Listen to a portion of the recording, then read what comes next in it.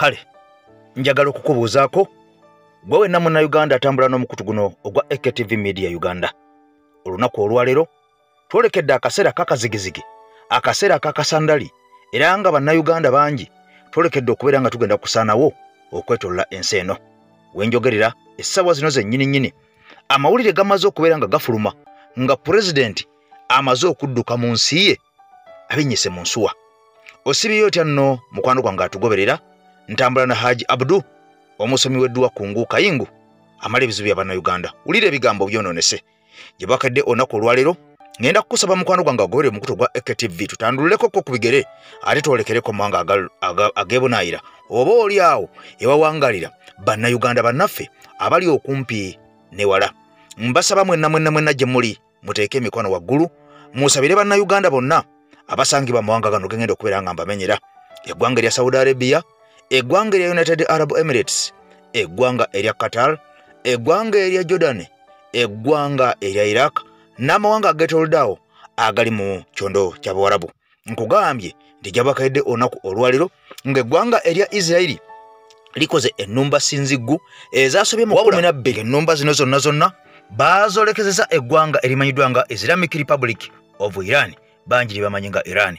Wabula ensi yeebuuza nti eggwanga erya Israeli eriri mu mayiro obuwanana n'obuwanana baasobodde batya okubeera nga bakuba targets enkambwe mu ggwanga lino erya Iran erina defensive mechanism enkambwe nnyo, era eryo eggwanga bw'oba orankinze mu mawanga agasinga okubeera ag'amaanyi mu nsi yonna ng'eggwanga erya Iran lisingira ddala eggwanga erya Israeli. Kakati nno njagala nkubulira ebigambo mukwano gwange mpuliriza, owulire ebigambo ogenda kubeera nga otya weewuunye. Benjamin Netanyahu ono nga ye mukulembeze w'eggwanga erimanyiddwa nga erya Israeli amaze okubeera nga abinnyika mu nsuwa wenjogerera ng'adduse avudde mu ggwanga erya Israel n'agenda mu kibuga Athens ekya Greece eri mu Buyonaani. Kakati essaawa zino gye yeekukumye, era olukwe luno olw'eggwanga erya Israeli okulumba eggwanga erya Iran. Kakati nno njagala owulire ebyama ebikusiga limaze okubeera nga bizuuka. Jjukira nti abantu bangi abafudde bassalumanya ne nalumanya, naye nga abasinga obukulu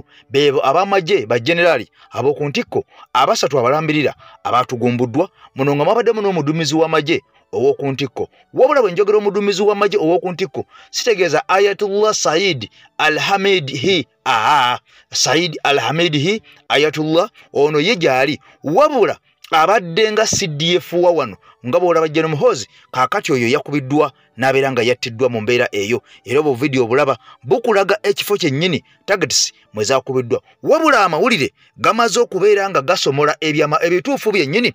Eggwanga erya Israeli lyabadde terisobola kubeera nga lirumba eggwanga erya Iran lyokka nga teririko buyambi bwa ggwanga lya Amerika. Kaakati njagala owulire ebyama. Eggwanga erya Amerika ly'eggwanga erisinga okubeera nga bbi mu mawanga oba oliawo mu kutabula amawanga ageetolodde ensi eno. Jjukira nti eggwanga lino erya Israeli lyatondebwawo oluvannyuma nnyo nga amawanga amalala gonna mu kyondo ky'Abawarabu nga weegali awo. Era eggwanga lino erya Israeli bajjanga momboze ng'omusajja amanyiddwa nga Adolf Hitler amaze okubeera nga abatugumbula n'abatta n'abattira mu Poland ne mu bitundu ezya Soviet Union ebiseera ebyo eyali emanyiddwa nga Russia, n'ayokya abantu bano abaasoba mu bukadde n'obukadde. Kakati bano baafuna akataka okuliraana eggwanga erimanyiddwa nga erya Syria, okuliraana eggwanga erimanyiddwa nga erya Syria n'eggwanga ery'Abawarabu mukwano gwange awo mu lwannanda lw'e Gaza we baakubye abantu kumpi emitwalo n'emitwalo n'obukadde ne balabika nga babasanyizaawo eggwanga erimanyiddwa nga erya Palestine.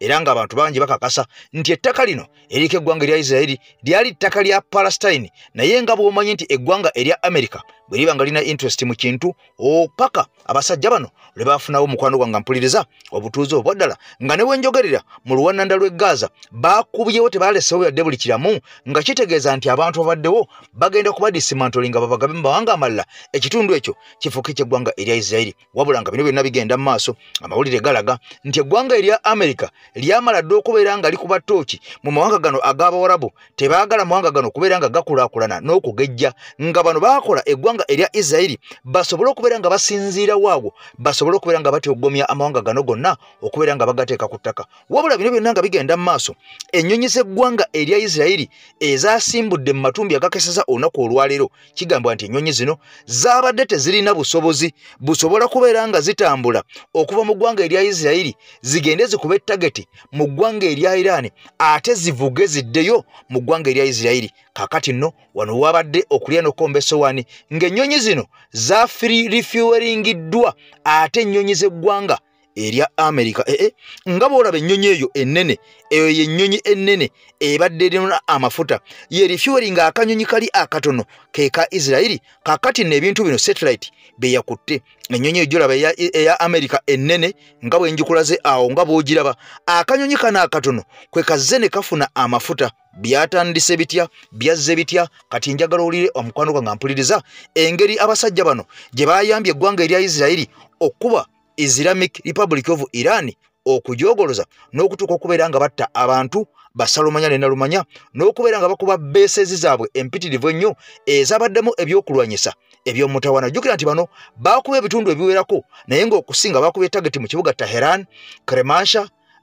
Paburishi, ebitundu nga Ashirazi, Natanzi, Kremanji, Tabriz n'ebitundu ebirala wonna ttageti zaakutte era ennyonyi eyo nga bw'ogiraba yennyonyi eyayambye abasajja bano aba Isirayiri okubeera nga ebalifueringa okubawa amafuta kubanga Isirayiri ebadde terina beesi mu mawanga gano g'olaba wano agali wano ageetoloddewo erya Iraq, Saudi Arabia, UAE, kebe Qatar nga tebalinawo beesi jjukira nti amawanga gano gonna America eyina mu beesi era nga beesi emu kuzaayambye abasajja bano ye beesi emanyiddwa nga Hudaida eya base eno nno ng'esangibwa mu ggwanga erya Qatar kati nno wano wali okulya n'okkomba essowaani bannayuganda bali mu ggwanga erya Qatar tusaba Mukama Katonda abakuumireyo kubanga omusajja wa Islamic Republic of Iran bw'anyiiga n'agamba nti eggwanga erya Qatar lyateekawo eya base eya America emanyiddwa nga Hudaida eya base basobole okubeera nga basinziira awo okulumba eggwanga erya Iran n'enyiiga neddiza Qatar omuliro embaga ebeera ekuze jjukira nti Qatar kawanga katono nnyo wadde ng'ate kagagga kavundu era bw'otunula ku maapu awo akawanga aka Qatar tebakateeka nawo awo toyinza kubeera ng'okalaba wabula bw'olaba ekifo ekimanyiddwa nga Persian Gulf kakati Persian Gulf eyo gy'olaba naye wansi waayo waliwo akantu awo akeeru akasongoleredde akali wansi awo eryo ly'eggwanga erya Qatar kakati nno satellite eyongera okutulaga nti eggwanga erya Israel lyafunye ennyonyi emu kuzaayambye okulifuweringa ennyonyi zaabwe ng'eva ku eya base emanyiddwa nga Hudaida eya base mu ggwanga erya Qatar kakati nno ebigambo si byangu nga bwe nkunyonyodde nti America erina eya bases ez'enjawulo mu mawanga nga Qatar amawanga nga United Arab Emirates amawanga nga Saudi Arabia amawanga nga Syria jjukira nti al-Bashad eyali president w'eggwanga erya Syria eyali awagirwa ennyo eggwanga erya Russia ono baamumaamulako era bwe baamumaamulako America nejjayo amagye gaayo agaali gasinga obungi n'egazza mu ggwanga erya America wabula ate nga bwebukedde olunaku olwaleero America gye buvuddeko omwezi nga gumu emabega wiiki nga 3 yakwata amagye ge yali ejje mu ggwanga erya Syria ate n'egazzaayo nga kino kyeragalunye nti baali bamaze okubeera nga bayiga nti balina omupango oba olutalo lwe baali bagenda okubeera nga boolekera era kigambibwa nti emu ku eya base eziri mu ggwanga erya Syria emanyiddwa nga Hamad eya base mu Syria era y'emu kuzaayambye ennyonyi zino okubeera nga America yasuddewo ennyonyi zayo ennene eziri fuelinga ennyonyi endala ziyite fighter jets kakati eno yagenze mu bwengula nga bwenkulaze video nkugambye nti ezimu zaavudde ku Hudaida eri mu Qatar endala ne ziva ku Ahmad eya base mu ggwanga erya Syria zonna nga ziyamba basajja bano aba Israeli okulifuweringa ennyonyi zaabwe nkugambye nti distance nene nnyo okuva eri mu Israeli ogenda mu Tehran oba mu ggwanga erya Syria erya Iran nga tekisoboka nnyonyi givuga gijja eri kugizza eno nga togyongedde mu mafuta ate nga toyinza kukwata nnyonyi yo obeere ng'ogisula mu nsi emu katugeze oba Qatar oba UAE ogiwa amafuta eddemu esituka egenda ekube olwo kibaleeti nnyo ku nnyonyi ennwanyi ennyonyi ennwanyi yonna olina okubeera ng'ogirifuweringira mu bbanga mu bwengula eyo ewala ennyo wabula bino byonna nga bigenda mu maaso kyamaze dde okubeera nga kikakasibwa nti omukulembeze w'eggwanga erya Iran owokuntikko yamaze dde okubeera ng'alonda abasajja eŋŋwaŋŋuli abasajja emmekete abagenda okudda mu bigere oba abazze mu bigere ebyabo abaatirimbuddwa eggwanga erimanyiddwa nga erya Isirayiri olunaku olwaleero basibye beekukumye bonna abantu b'omu Isirayiri era batono nnyo abagenze ku mulimu ng'eggwanga lino lyagenze ne mu lockdown kubanga bamanyi ekigenda okuva mu Iran kyandibanga si kirungi nga Zahama yennyini ewedde emirimu kakati kigambibwa nti okusinziira mu ggwanga erya Isirayiri abantu bangi nnyo bashopinze ebintu kumpi supermarket zonna kubeera nga bazikaliza buli omu neyeggalira mu nju ye nga bamanyi nti ekibambulya essaawa yonna kyandibanga kibalukawo kati nno nga bwe nkugambye nti omusajja amanyiddwa nga Ayatollah Said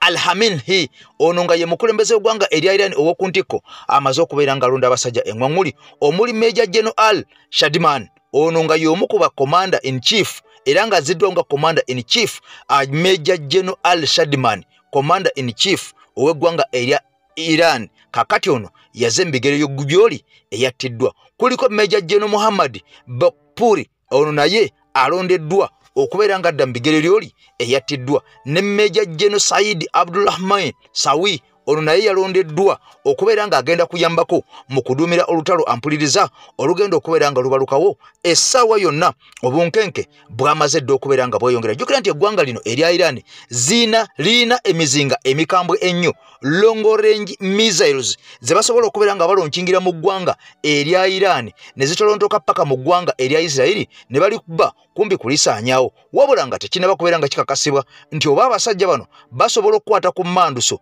ey'ebyokulwanyisa bino ebikambwe ennyo kati aro eno gy'olaba omusajja amanyiddwa nga Benjamin Netanyahu yavudira mu kibuga ekimanyiddwa nga Tel Aviv bw'atyo n'alinnya ennyonyi n'ayolekera eggwanga erya Greece mu kibuga Athens kakati ono gye yeekukumye wabula bino byonna nga bigenda mu maaso omusajja ng'amaze okubeera nga adduka bannansi ab'omu ggwanga erya Isirayiri baali baddamu dde okubeera nga beekalakaasa nga bagamba nti omusajja ono tebamwagalangako okubeera ng'akulembera eggwanga erya Isirayiri kubanga omusajja ono kalintalo omusajja mutemu nnyo omusajja mutujju omusajja mutugumbuzi kakati nno ono yakomezebwawo ku maanyi era nga yawagerwa eggwanga erya Amerika mu busirise nga baali balina mission enkambwe kubanga abakulembeze abalala bonna abaali bazzeewo ku ggwanga erya Isirayiri nga tebalina bumalirivu busobola kubeera nga bakozesebwa eggwanga erya Amerika okulumba eggwanga erya Iran jjukira nti eggwanga erya Iran ekirivunaaniza eggwanga erya Isirayiri nga Isirayiri egamba tebeera seefu ng'eggwanga erya Iran balina nuclear weapons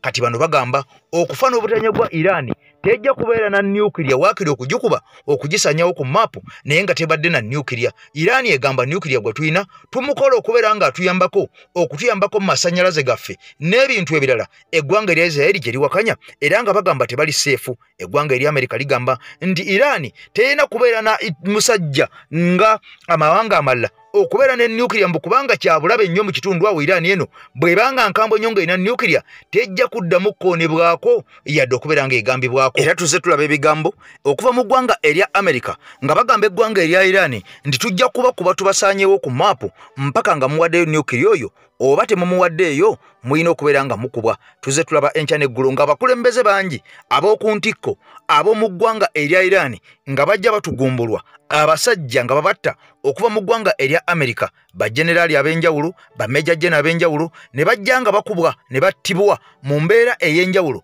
abalala ne basimattuka enkwe enkambwe ennyo naye ng'ekibavunaanya kubeera na nuclear oba okubeera nga bano bateekateeka okubeera ne nuclear jjukira nti eggwanga erya Iran lyakola ennyonyi ennwanyi ddyo nga ddyo lye zeekolera nga ddyo ne likola missiles enkambwe ddyo nga ddyo lye zeekolera kaakati bano ne bakola n'obunyonyi obutono ennyo eggwanga erya Russia obuliyambye ennyo okusesebbula eggwanga erya Ukraine kati obunyonyi buno obutono obwevuga bwokka bw'osobola okubeera ng'osibako bbomu entonotono ne bugenda ne bulumba ewantu ne bukba naye nga ggwe toliimu kati obunyonyi obwo bungi nnyo twalabako eggwanga erya Iran nga limaze okubeera nga libwasembolinga era ne libulaga ensi nga buli eyo mu mitwalo na mitwalo mu nkumi na nkumi era eggwanga erya Russia likozesezza nnyo obunyonyi buno okuva mu ggwanga erya Iran n'okuva mu ggwanga erya Turkey ne bakuba ensi emanyiddwa nga Ukraine jjukira nti Ukraine eno ebaddewo nga dikoyi okubeera nga erwanagana ne Russia kaakati nno Russia eremu okubeera nga erina amaanyi agasobola okuyamba abantu bano bombi nga nayo yennyini erina olutalo lwerwana katubigenzedde maaso olunaku olwaliro nga kimaze okubeera nga kikakasibwa nti abakulembeze mu ggwanga erya Iran bamaze dde okubeera nga balondebwa abapya okudda mu bigere byabo abatugumbuddwa wabula nga bano abaziddwa mu bigere bamaze okubeera nga balayira eri Ayatullah ne bagamba nti akabeerubale kabe Katonda balina okubeera nga bawolera eggwanga era wenjogeri essaawa zino mu ggwanga erya Iran etteeka limaze okubeera nga liyita essaawa zino tokyaddamu kubeera ng'okwata essimu okwata ekifaananyi oba okwata vidiyo awo wonna ewaba wagudde ekikompola kyonna oba ennyonyi weekubye tokkirizibwa yadde okubawo ekifaananyi yadde okukwatawo ka vidiyo kakibeere nga omuzinga gwa Iran gwe gusituse nga gulina gye gulaga tokkirizibwa kukwata yadde vidiyo yadde ekifaananyi kabe nga Iran yeekubiddwa tokkirizibwa kukwata vidiyo yadde ekifaananyi bino byonna bigendereddemu okubeera nga bakuuma amawulire nga gali secretive nti eggwanga erya Israel ne bwe zisindisa ebikompola ne bikuba tebasobola kubeera nga bamanya nti tukubye target oba tetukubye nga tewali muntu n'omu akutte vidiyo era kimaze okubeera nga kikakasibwa nti omuntu yenna anaakwata vidiyo nga waliwo ekizuka ekikubiddwa okuva ebweru wa Iran ne kigwa mu Iran n'okwata vidiyo omusango ogenda kubeera nga wanikibwa kalabba okuttibwa kaakati nno kimaze okubeera nga kiyisibwa kyokka nga ne mu ggwanga erya Isirayiri naye bwe kiri tokkirizibwa kukwata katambi konna kubeera nga okafulumya jjukira nti olunaku olwaliro eggwanga erya Iran lyamaze dde okukwata drones 100 ne zirisindika mu ggwanga erya Isirayiri tetumanyi oba zaakubye tageti oba tezaakubye tageti nga bwe nkunyonjera nti Isirayiri yawadda etteeka tokkirizibwa kukwata yadde katambi n'akamu n'akatono nga bino byonna bigenderedde okubeera ng'omulabewo tasobola kubeera nga amanya ekifa ewuwo kaakati n'eggwanga erya Iran lyamaze dde okubeera nga lyadoputinga enkola eno nkugambye nti Iran yalagakoko ku budroni obukambwe obuyitirivu ennyo mukwano gwange mpuliriza kaakati Isirayiri egamba tebali seefu n'abasajja bano okubeera n'ebyokulwanyisa bino byonna kamala okujjako ewa Haji Abudu omusajja omusomi w'edduwa mukwano gwange mpuliriza ate nkutwaleko ewa Comrade oli ebigambo bye bimu ensi eri ku bunkenke.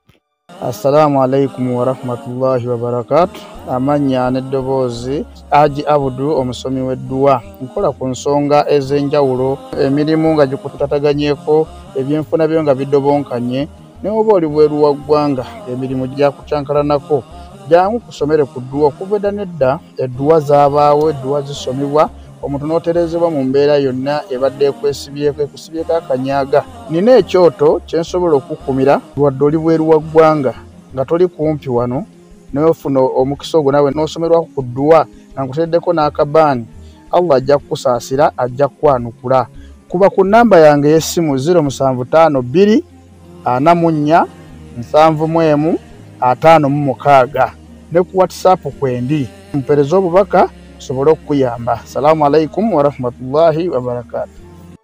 Kale nno atugoberera nga boolaba ebifaananyi ebyo ebimu ku bifo ebyakubidde eggwanga erya Israel kaakati okubikuba okubeera nga babyogoloza bano nga bagamba tebali seefu yadde n'akamu n'akatono okubeera nga eggwanga erya Iran lirina nuclear n'ebyokulwanyisa ebikambwe ennyo obwenkaniddeawo wabula nga bino byonna byamaze dde okubeera nga bikakasibwa nti eggwanga erya America lyeriri emabega wa bino byonna okubeera nga bakozesa abasajja bano ab'eggwanga erya Israel okubeera nga balumba bannaabwe ab'eggwanga erya Iran era Iran egamba ndi Israel talina busobozi bwonna busobola kumweŋŋanga okuggyako nga America yamuli emabega era nga bwe yakoze kaakati nno tulindiridde okulaba ki ekigenda okubeera nga kiddako kubanga Iran emaze okubeera nga eronda bammeja jeno ab'enjawulo okudda mu bifo bwe bali abaatirimbuddwa abaatugumbuddwa oba abattiddwa era nga balangiridde akaseera kakazigizigi mu ggwanga lino erya Iran ebyokulwanyisa byonna abasirikale bonna babatadde ku bwerende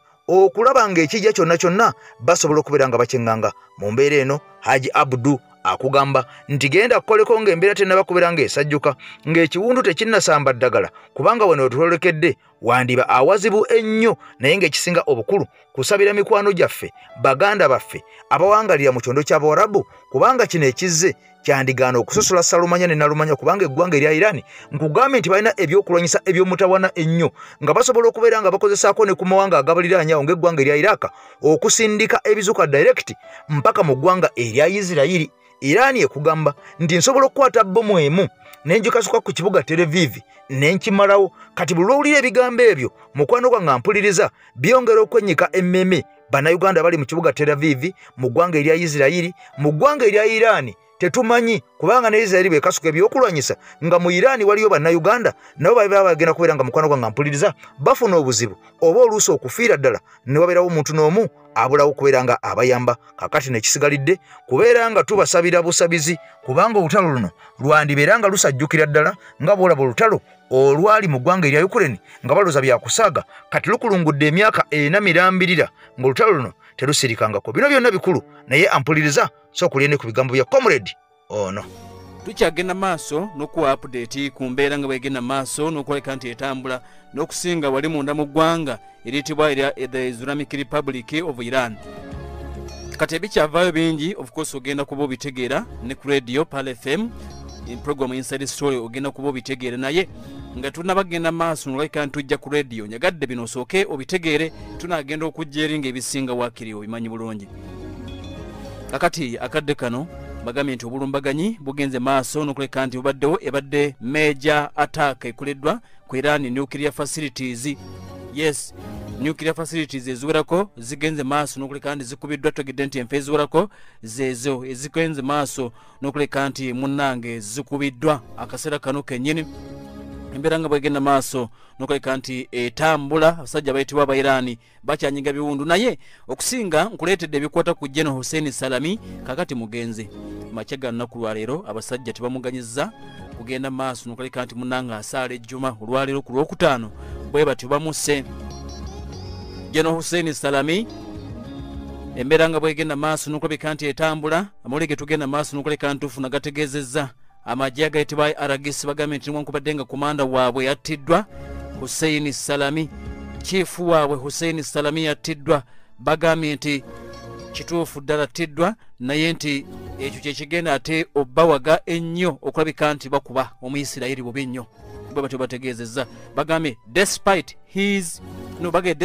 this brutal crime the noble and revolutionary nation of Iran is assured IRGC command with authority and intelligence n'amagye g'eggwanga lya Iran amalala ne ba fighters ab'eggwanga lya Iran bali ready nnyo bwe batyo bagenze maaso n'okuleka nti bategeezezza mbeera nga bwegenda maaso n'okuleka nti etambula aba Iran bakabakuba emirundi 5 waves of attack leero Omuyisirayiri azamazeeko yakabalumba enfunda 5 ebikumi n'ebikumi bya strikes bikoleddwa ku Iran hundreds of strikes ezakakolebwa ku Iran locations ziri 8 sofa Isirayiri akyakuba nabagambye mu video eri esoose nabagambye nti Netanyahu ategeezezza n'agamba nti nedda bannange tukyakuba okumala ennaku eziwera obulumbaganyi buno obukoleddwa badde bunene okusinga bw'oli owulidde kati mbagambye ngenda baba bya Hussein Salami ne kansokembe update endala munda mu ggwanga etibwa erya Isirayiri America ragidde abantu be bonna bali mu embassy e Tel Aviv babagambye nti mwenna mugende mu essential location ekiddako kigenda kubeera ki tebamanyi America ayinza okuba yamanyi abagambye nti mwenna mugende in essential location mufune we muli ya cover mufune we muli ya cover China abantu babali Tehran bagambye nti bannange mwekweke tujja kulaba ebinaddako ne musooke mufune awali safe mbeera nga bwetambula embeera nga bwegenda maaso n'okweka nti etambula embeera nga bwetambula Abayisirayiri bagambye nti bali ku point of no return. Israel is at point of no return. Tetudda mabega kyetukoze tukikoze tugenda kulumba paka last. Abayisirayiri bagamba nti it is now a point of no return. It is such a major escalation ampuliriza webali nnyo okuba nti ogoberera bagambye nti gye bigenda okuggwera kizibu nnyo okulabika nti otegeerawo. Yes, kizibu nnyo okutegeera ebigenda okuba nti biddako. Nzize kuwa ebikwata ku General Hussein Salami yattiddwa ebira tujja kuba tubifuna mpola mpola naye Israel ekyakuba ekikwekweto bakiyise Operation Rising Lion. Netanyahu bwatu bwategeezezza ategeeza n'agamba nti abo abasubira okuba nti batusaanyawo tetugenda bakkiriza tusaanyawo tujja basaanyawo nga tebannatusaanyawo. Netanyahu bwatu bwategezezza. Kati embeera nga bwetambula, Revolutionary Guard bagambye nti bo bagamba nti mukama waffe attiddwa, naye kyetugenda okuzzaako mugenda kuba mukiraba. Iran etegeeza nti Abamerika byonna ebigenda maaso babibaddemu. Amawanga ag'enjawulo gatandise okugenda maaso n'okuleka nti googera. Trump ategeezezza nti amazima gali nti bamutegeezezzaako nga bagenda okulumba, naye n'agamba nti ffe tetubibaddeemu, era bagambye nti Abamerika bayise meeting. Yes, bagenze maaso n'okuleka nti bayise meeting. Israeli bannansi bagambye nti mugoberere ebiragiro by'amagye. Please follow military guidance. Kyetubagamba kye muba mukola. Iran agambye ensi yonna vaayo evumirire ekikoledde eggwanga eritibwa erya Israeli. Bagamba nti Ayatollah Ali Khamenei mulamu bulungi talina buzibu. Bwebukeredde olunaku lwaleero nga abatuuze e Tehran batandise okugenda maaso n'okuleka nti bakuŋŋaana ku street balabe ebigenze maaso n'okuleka nti bibaddewo. Batuuze bakuŋŋaana mpola mpola balaba naddala wagenze maaso n'okuleka nti wabadde obulumbaganyi obukoleddwa abasajja bayitibwa Abaisirairi. Kati mbagambye nti Aisirairi amagye gabagambye nti mwetegeke mugoberere ebiragiro kyetubagamba kyemukola, balindirira a major attack. Kati embeera bwetyo bweri batusuubiza nti musawa ntono ddala Iran ajja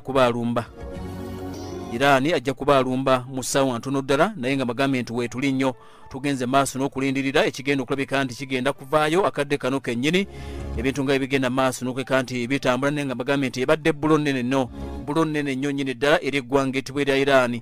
Basenators munda mu ggwanga lya America ab'enjawulo abamu bavuddeyo ne bawagira ekikoledde eggwanga etibwa erya Israeli, ate abalala ne bagenda maaso n'okulabika nti munnange bavumiridde ekigenze maaso n'okulabika nti kikoleddwa. Kati waliwo mixed reactions. Australia bagamba nti bali concerned nnyo n'embeera egenze maaso n'okulabika nti irabiddwako wali munda mu ggwanga eritibwa erya Iran.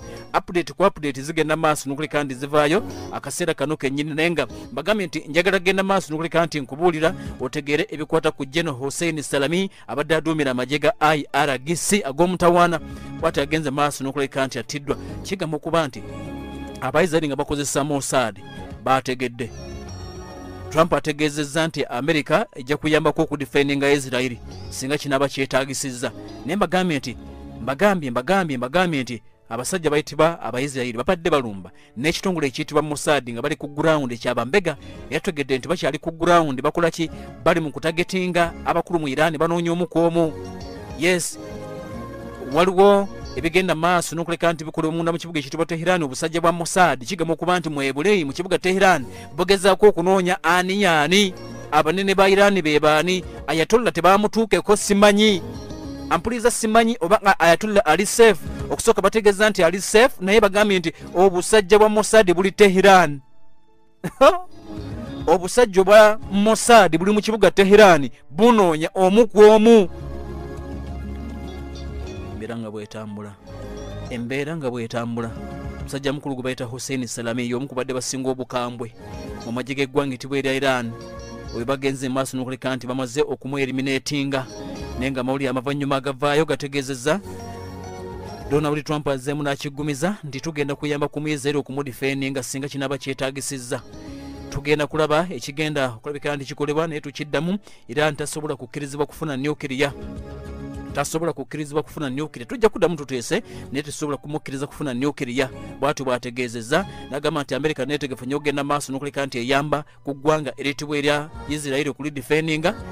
Tujja kubayambako, tujja kulaba ekyokukola, tujja kulaba beetaaga ki akaseera kano kennyini. Statement efulumiziddwa omwogezi wa UN bavumiridde obulumbaganyi obukoleddwa eggwanga etibwa erya Iran. Secretary General nti naye avumiridde ekikoleddwa eggwanga eritibwa erya Iran. Yo Iran egamba nti US will also be responsible. Amerika bagambye nti naye ekirimu teyinza genda maaso nokulabika nti munnange ekivaamu. Kakati geega amawulire agavaayo, naye akadde kano njagala nkuwa ebikwata ku General Hussein Salami. General Hussein Salami abasajja bayitibwa Abamerika arada Abaisirairi bamaze okulabika nti bamulumiza ekivu.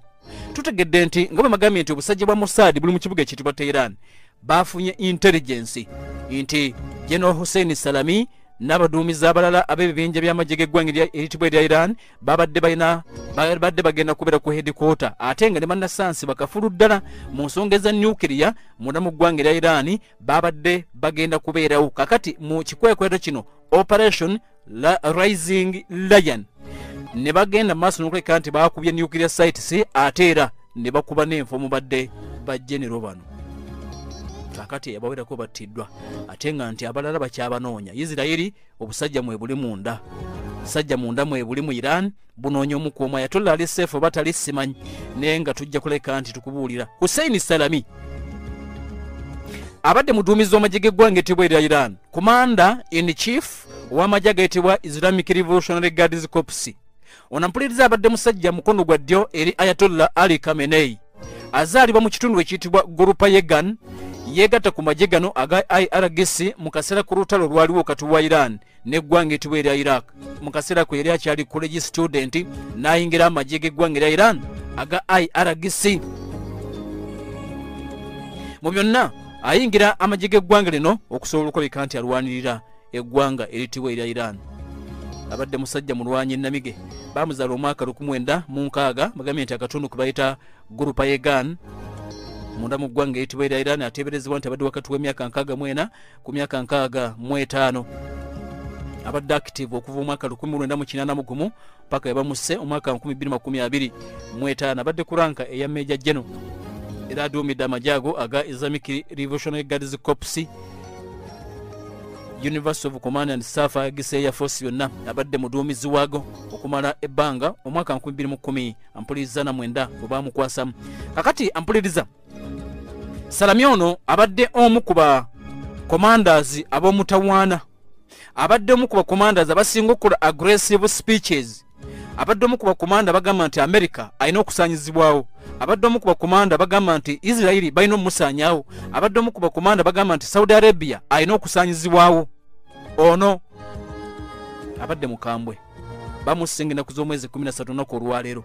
Emyaka gye egyasooka nga bwe mbagambye nti mwaka 1906 bamuzaala ekitundu kibayita Gurupayegan munda mu ggwanga eryo eriyitibwa erya Iran. Ekitundu ekyo kisangibwa mu province eyitibwa Isfahan. Kati wano mu Isfahan nawo bagambye nti Israeli alumbyewo waliwo nuclear facility gyagenze maaso n'okuleka nti atagetinze. Wano we bazaala musajja mukulu Hussein Salami, kakati omugenzi. Mu mwaka 1978 yagenda maaso n'okulabika nti agenda asome mechanical engineering department. Bagenda maaso n'okulabika nti bamuteeka mu department of mechanical engineering university eye Iran University of Science and Technology.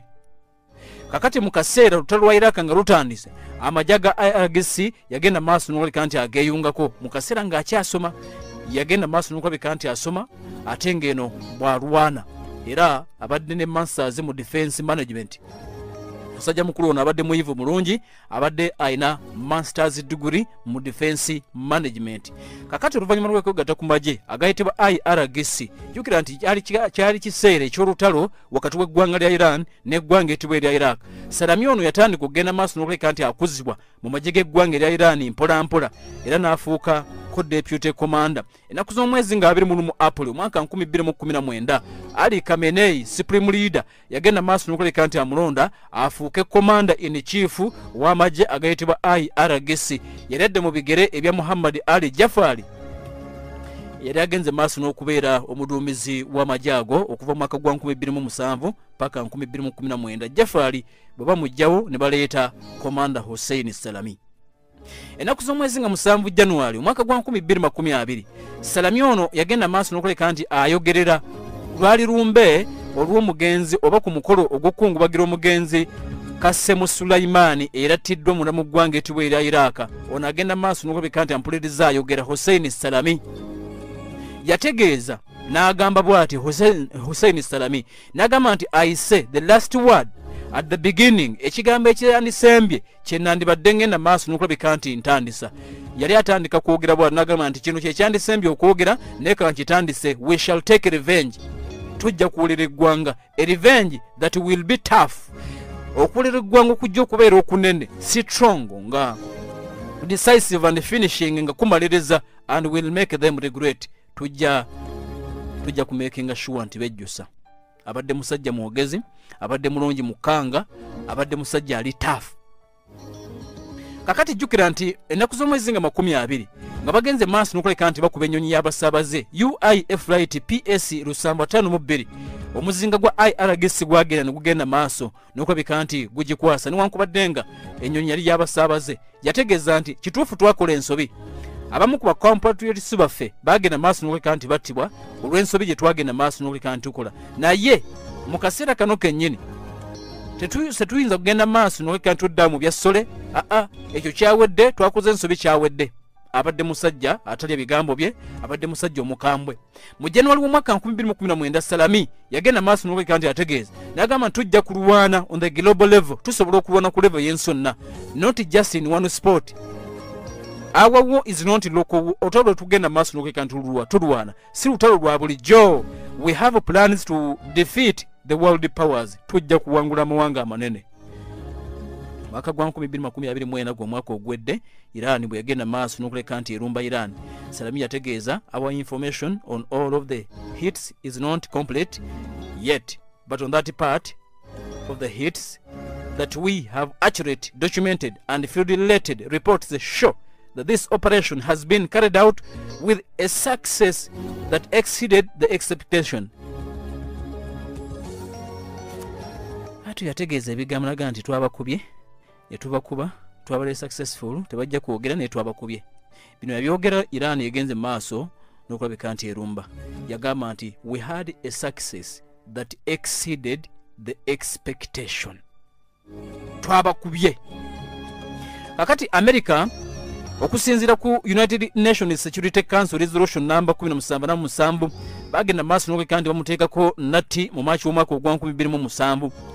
America mwaka gwa 2019 nemwongerako ampuliriza natti endala zagenda maaso n'okulabika nti muteekako n'abakungu abalala mujje eyitibwa IRGC. Jukira nti bano America be batwalanga batujju kale bwe batyo bagenda maaso n'okulabika nti musajja mukulu ono gwe bayita Hussein Salami bamwongerako natti.